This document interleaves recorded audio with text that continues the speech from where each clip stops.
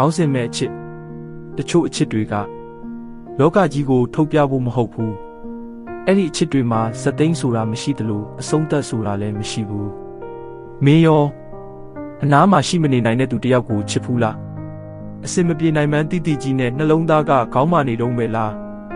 အခုထိမျောလင့်နေတော့နာကျင်နေတော့လွမ်းဆွနေတော့ဆိုရင်အဲ့ဒါမင်းရဲ့အားနည်းချက်မဟုတ်ပါဘူးအဲ့ဒါကအချစ်စစ်စစ်မှုလို့ပါဘာနာမည်မှမလို့တလို့ဘာကတိကဝတ်မှလည်းမပါပဲဖြစ်တည်နေုံတသက်နဲ့တင်လှပနေတဲ့အချစ်မျိုးပေါ့လူတွေကတော့အလွယ်လေးပြောကြမှာပေါ့မေ့ပြစ်လိုက်ပါဒါမှမဟုတ်ရှေ့ဆက်လိုက်ပါတဲ့ဒါပေမဲ့သူတို့နားမလည်ကြဘူးငါတို့ရဲ့အချစ်ကအနာဂတ်အတွက်မှမဟုတ်တာနှလုံးသားရဲ့ခံစားချက်အတွက်ပဲဖြစ်ခဲ့တာငါတို့မှာမင်္ဂလာဦးညတွေအတူတူနေမဲ့အိမ်လေးတွေနဲ့ထာဝရဆိုတဲ့အချိန်တွေရှိမလာနိုင်ဘူးဒါပေမဲ့ငါအတွက်တော့ငါတို့အတူရှိခဲ့တဲ့ခဏတာလေးကားတင်ဘဝတစ်ခုစာအတိတ်ပဲရှိနေခဲ့ပါပြီမင်းနဲ့အတူရှောက်ခဲ့ရတဲ့ဒီမဖြစ်နိုင်တဲ့လမ်းကိုငါဘယ်တော့မှနောင်တမရဘူးအဆုံးသတ်မှာနာကျင်ရရင်တောင်မှပေါ့ဘာလို့လဲဆိုတော့တချို့လူတွေကမင်းဘဝတဲကိုဧည့်သည်လို့ခဏပဲလာခဲ့ပေမဲ့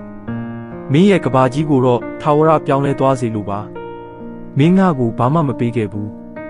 အချိန်တွေရောဂတိတွေရောမျှော်လင့်ချက်တွေရောပေါ့ဒါပေမဲ့ငါဘာလို့မင်းကိုလက်မလွတ်နိုင်တာလဲမင်းကပြီးပြည့်စုံနေလို့မဟုတ်ဘူးမင်းနဲ့ရှိနေရတဲ့အချိန်တိုင်းငါကဘာလေးကအေးချမ်းနေခဲ့လို့ပါမင်းမရှိတဲ့အခါငါတကယ်ကိုအဆင်မပြေဘူးမင်းကိုချစ်ဖို့အကြောင်းပြချက်မလိုပါဘူးချစ်နေုံပဲ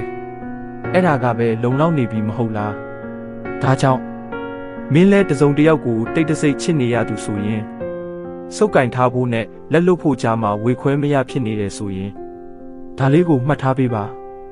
အချစ်ဆိုတာထိုက်တန်မှုအကြောင်းမဟုတ်ဘူးလိုလားမှုအကြောင်းပါမင်းသားလိုလားလားနဲ့အဆုံးထိချစ်ခဲ့တယ်ဆိုရင်